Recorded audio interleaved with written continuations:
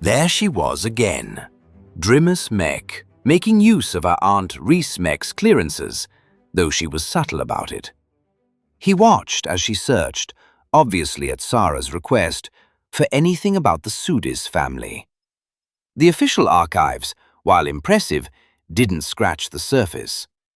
The Black Archives revealed enough to understand the power of the Sudis family and their betrayal.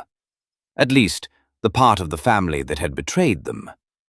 As he flipped the switch, Vra'shek knew his private archives would tell the rest. After granting access, he nodded and turned off his data screen. Drimus stiffened. Her eyes flashed with inner light as the wave of information reached her. She saw Salon not as rumor or fireside tale, but as living record. The stone, the oath, the hatred, imprinted in resonance, preserved for those who could withstand its weight. Her lips parted in awe. Salon Sudis? First researcher of the Empire? Stars! Sara's family was High Council.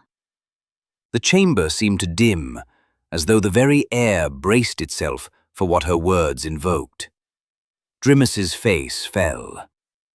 Oh, that's not good. Of all the beings to send to Earth, they send my iced tea.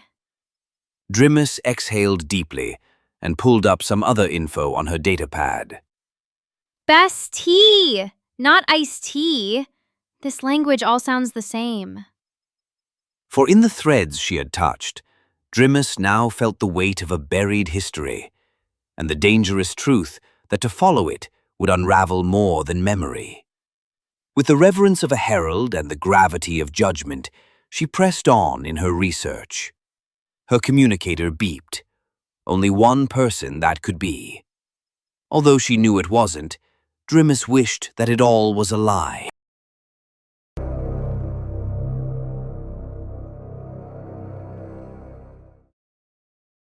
I've gone deeper into the records, Drimus said without preamble. Her voice carried the weight of discovery, the kind that threatened to rearrange everything Sara thought she knew. The ancestor you saw, Salon, wasn't just some rogue idealist. She was a founder of the Oblivion Covenant. Sara had suspected that since the shared vision in the artifact earlier. Hearing confirmation, I already saw fragments, but to know she truly was. But that's not all.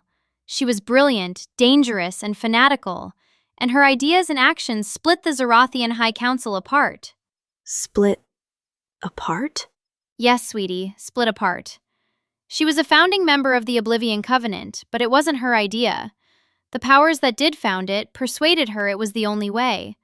But not everyone on the High Council agreed. Sara slumped onto the floor. Concerned, Caster lightly shook Sara's shoulder, but she was unmoving.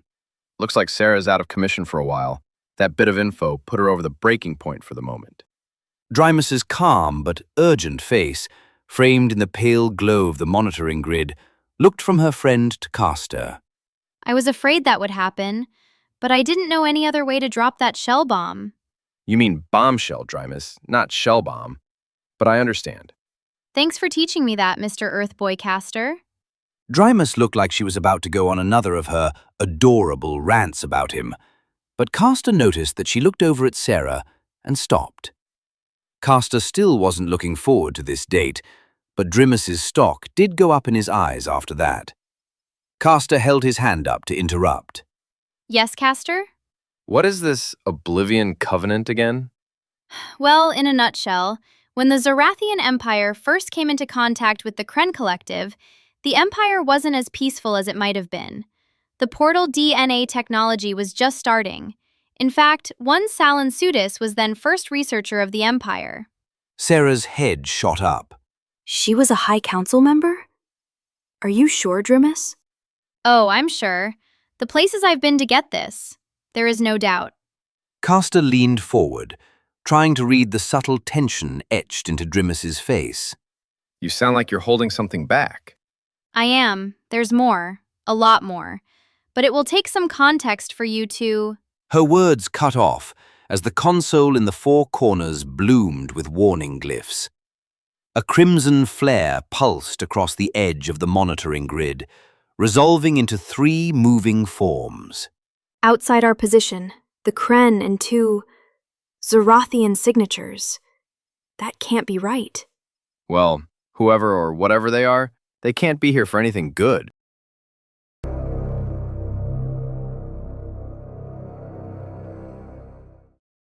Far from firelight and clan, in a different galaxy, Salon stood alone in a twilight of memory and oath.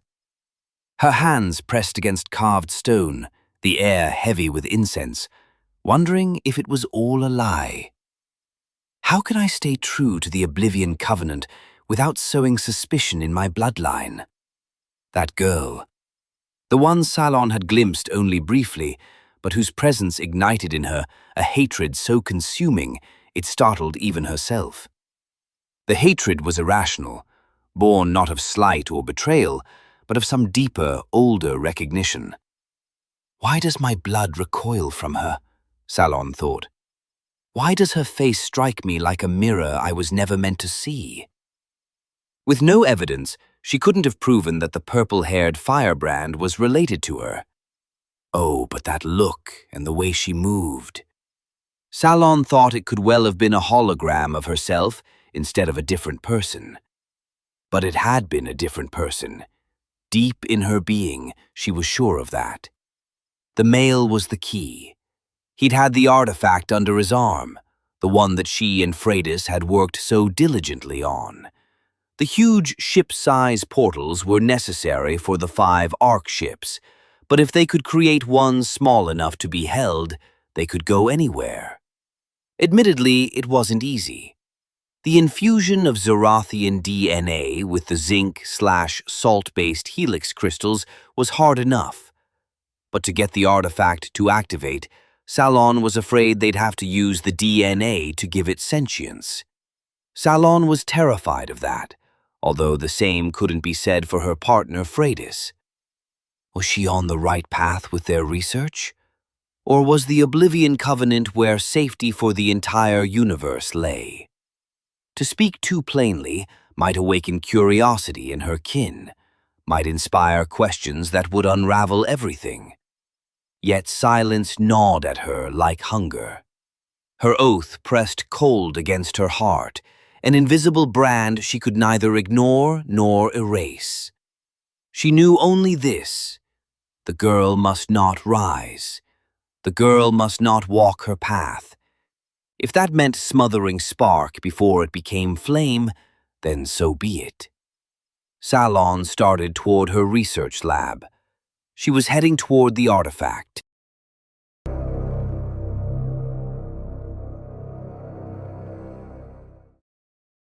The night air outside the Four Corners bar hummed with latent tension. Vra'shek stalked along the sidewalk, each step too deliberate, too predatory, while the 2 Oblivion Covenant agents shadowed his flanks. This is reckless. If we try to take her here, every local will notice. Silas muttered, eyes narrowing at the crowd spilling in and out of the bar. Vra'shek bared his teeth in something halfway between a sneer and a grin. Let them notice. We won't be here long. Once I hold the artifact, we vanish. Simple. Talrin tilted her head, listening to the resonance only Zorathian senses could trace. She looked down at the tracking tablet. It's upstairs. The artifact's pulse is faint, but clear. And she's guarding it closely. Vra'shek's nostrils flared, and he slapped his thighs in anticipation. He exhaled like a beast catching scent of prey. Then we move now. Talrin looked at Silas for confirmation. Silas thought for a brief second that seemed like forever. Okay, yes, we go now. Looks like the crowd is thinning out. But not everyone was leaving. In the shadow of a recessed doorway, Private Detective Roger Allen adjusted his stance, one hand brushing the grip of the concealed weapon at his side. He leaned out to get a good look at the three. He'd tailed plenty of dangerous men in his career, both as a police officer and a private detective. But this was different. The tall, gaunt one they called Vra'shek. Everything about him screamed predator.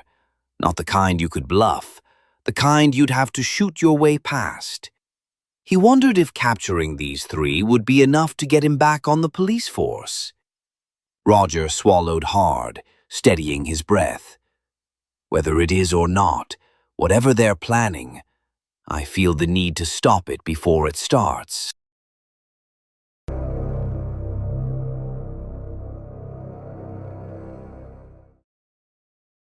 Salon placed her palm on the pad to unlock the door and entered the lab quietly, the air carrying a faint ozone tang from recent experiments.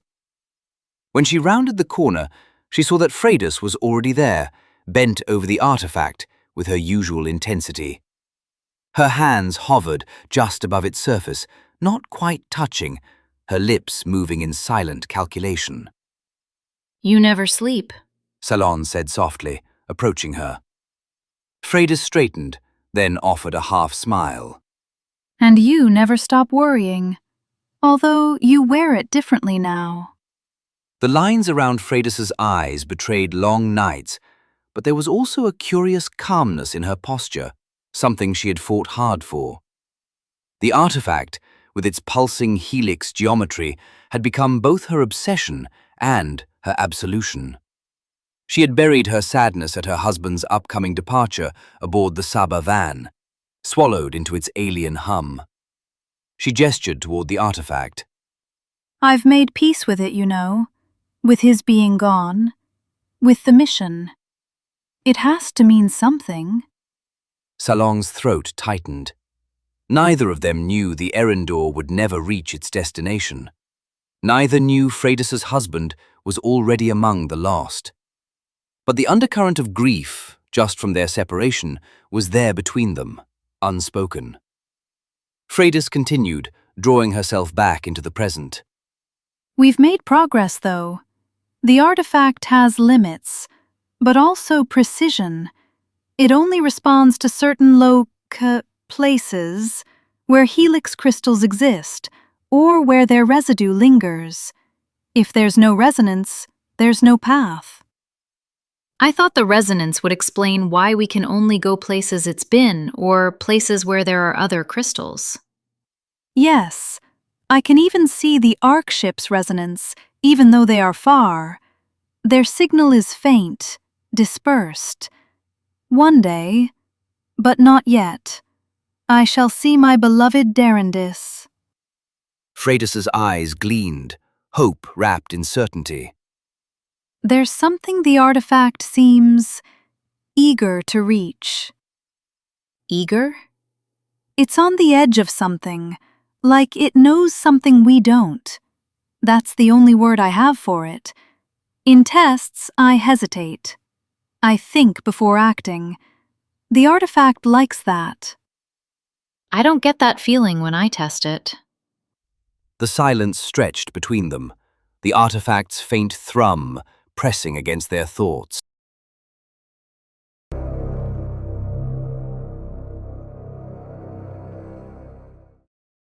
Far away, deep within the vaulted chambers of the High Council, thousands of years later, voices clashed like blades. Admiral Theridel stood rigid, her hands clasped behind her back. The Kren push harder each cycle. Their flanking maneuvers near the Kalthris corridor nearly severed our forward fleet. We cannot afford more hesitation. General Mail Repos leaned forward, her tone sharp. They're adapting too quickly. Every countermeasure we deploy, they evolve against within months. It's more than strategy. It feels like they're forewarned, like they know what's coming. Primary strategist Olen Nook's voice was low and steady, a contrast to their fire. Which means someone must have given them an angle we never intended.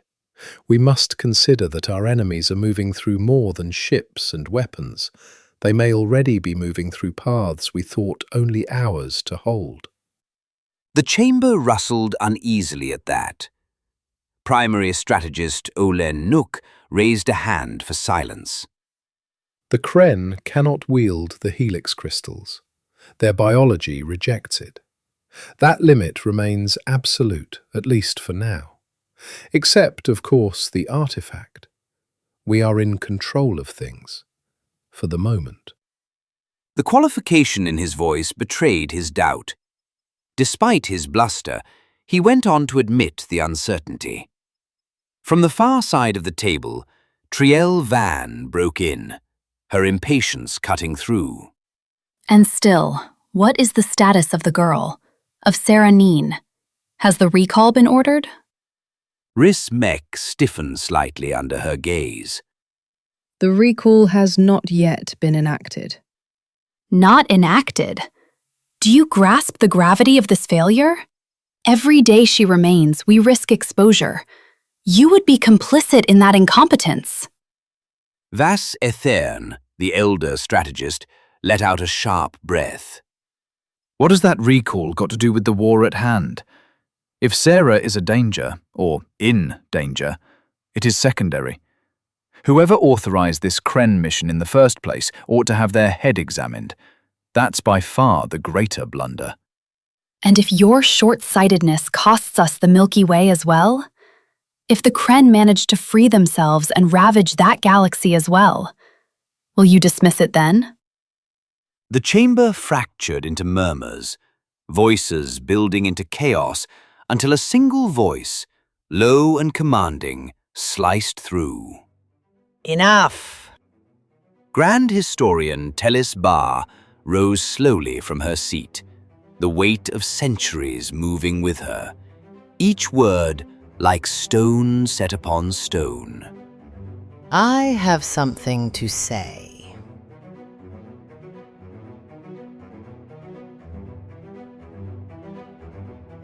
I have something to say. I wonder what that might be. You'll just have to tune in next time to the Curvature Key to find out. If you're enjoying the podcast, please subscribe, like, and whatever else the platform where you listen has you do. It really does help a lot. Until next time, keep your eye on the curve.